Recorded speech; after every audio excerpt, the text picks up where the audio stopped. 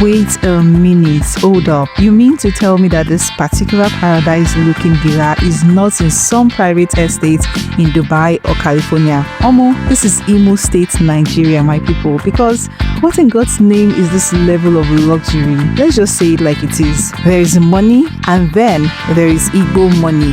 No debates, no arguments. Igbo people, we don't carry last when it comes to success and wealth. And this masterpiece of a home was built by none other than the legendary Pascal Dozie, who unfortunately is now late.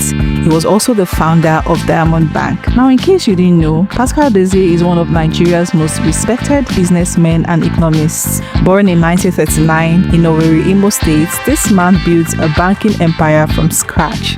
Yes, we're talking about Diamond Bank, one of the most trusted financial institutions in Nigeria, until it emerged as Access Bank.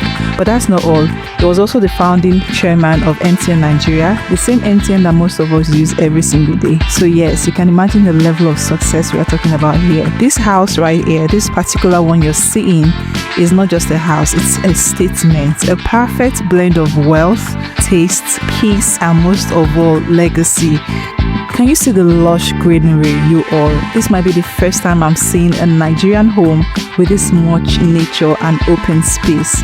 Like it's given Beverly Hills meets Igbo tradition. Yes, Pascal Dozie built this with quiet confidence. No noise, no social media buzz, just pure generational wealth built on integrity, vision, and strategy. And this is why many people say, without blinking, the Igbos are the richest tribe in Nigeria. Please, if you agree with me, let me know in the comment section. What are we even saying? In a country where people are struggling with the basics, seeing a home like this reminds us that success is still possible. Oh yes, especially when you play the long game. Pascal Dozie did not just build a house, he built a symbol of what is achievable through hard work, focus, and community spirit. Now, these are the challenge for the children.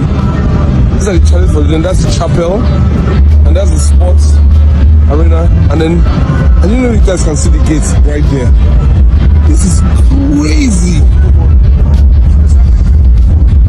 They had to even do an artificial hill. So you imagine from here to the gate, it's actually like almost 20 meters different. Artificial hill.